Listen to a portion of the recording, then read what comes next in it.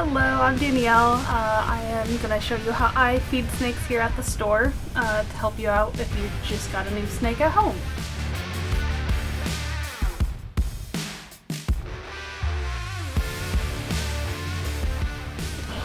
Alright, so right now I'm going to be starting with my frozen thawed feeders. This is really helpful when you want to have like a bulk of feeders and you have a really good snake at home who is cool with eating frozen thawed food rather than live.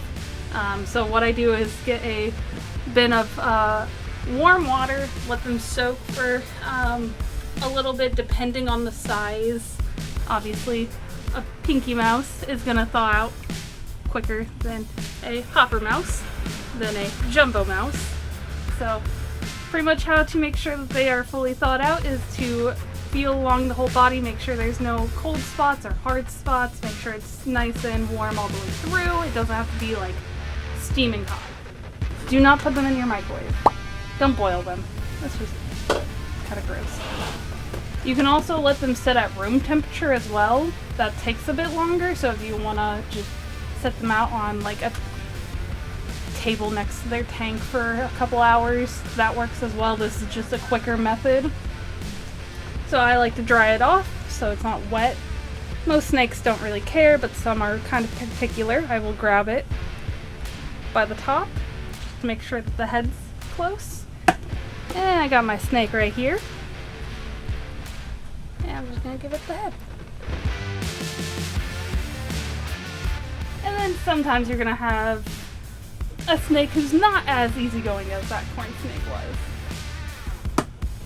That you'll have to do a little bit of wiggling to get their attention.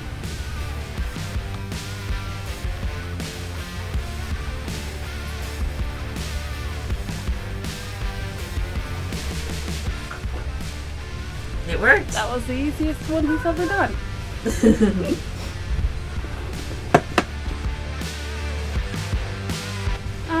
You can keep trying.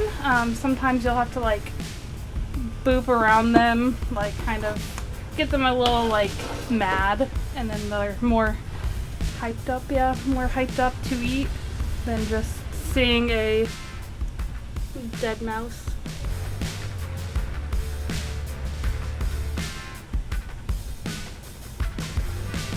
I'm just gonna let him sit and I'll come back to him and try again. Sometimes they'll pick up on the scent and don't necessarily like me shoving it in their face.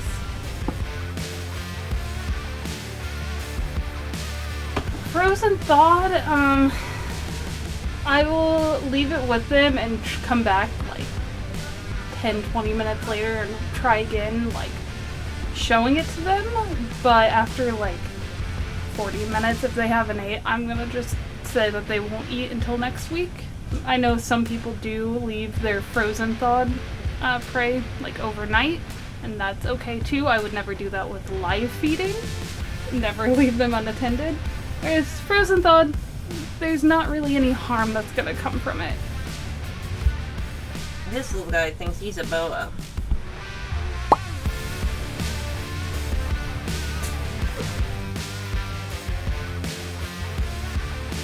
Well, they don't always have the best aim, so more than likely you're gonna get bit more often than if you use some tongs or tweezers. It's just to keep you a little safe, even though snakes don't necessarily have the worst bite, but it's not fun, and they're also in food mode. They don't really want to let go.